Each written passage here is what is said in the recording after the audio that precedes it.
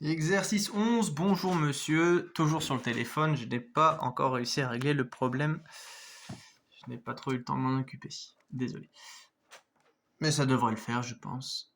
Du coup, exercice 11, donc simulation d'un pendule de Foucault sur une voiture qui tourne sur un cercle de rayon R. Première question, c'est donner l'expression de la période TP du plan d'oscillation. Donc pour ça, hop, on se place ici. On a l'équation TP pour un objet qui roule circulairement, c'est 2pi racine de R sur G effectif. G effectif, c'est ce qu'on cherche, vu que R, c'est le rayon, et 2pi, on connaît. Du coup, GF s'obtient quand on prend en compte l'oscillation du pendule, qui est supposée continuellement verticale dans l'énoncé. Et on a par Pythagore, G effective égale G carré plus AC carré. Donc là où AC carré est perpendiculaire est dirigé vers le centre. Et du coup, je l'ai pas remplacé là, j'ai oublié, mais du coup AC carré c'est AC c'est V carré sur R et G c'est l'accélération gravitationnelle de la Terre. Et du coup l'expression finale pour TP c'est on remplace G effectif par racine de G carré plus AC carré et on obtient ça. Question 2. On voulait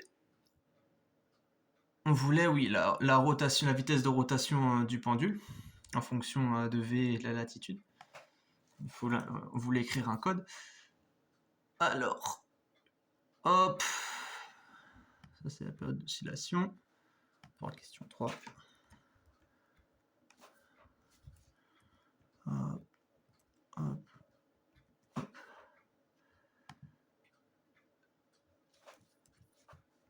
Donc, pour le calcul de la vitesse de rotation, on prend la latitude en entrée, on la calcule en radians. On calcule le rayon du cercle, la circonférence et TP avec la formule précédente. Et la vitesse de rotation, c'est 2 fois pi sur TP. Ouf. Du coup, en lançant le programme, normalement, faut que je me remette dans le...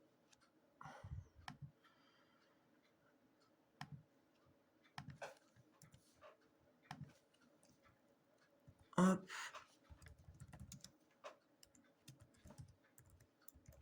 Donc là, normalement, je n'ai pas encore réussi à comprendre, ça semble très très peu.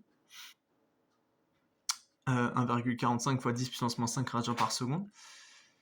J'aurais peut-être pu convertir en radians par heure ou en degrés, mais c'est peut-être une réponse cohérente. J'aurais dû demander avec les autres camarades pour s'ils avaient obtenu. Et bon voilà. Question suivante. C'était question 3. Donc maintenant, on a une période de 24 heures. Une voiture considérée statique. Et on veut calculer TP, la période de rotation du plan d'oscillation. Donc pour ça, on revient là. On fait... Je me souviens. J'avais fait. Et on refait le calcul des radians. Et la période, c'était la formule de la question 1. Donc, on enlève. On va garder aussi la valeur ici.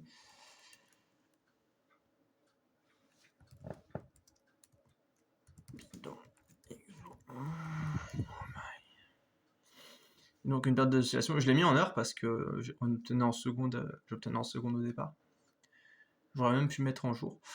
Et du coup, une période d'oscillation de 243 heures pour le pendule sur la voiture. Voilà.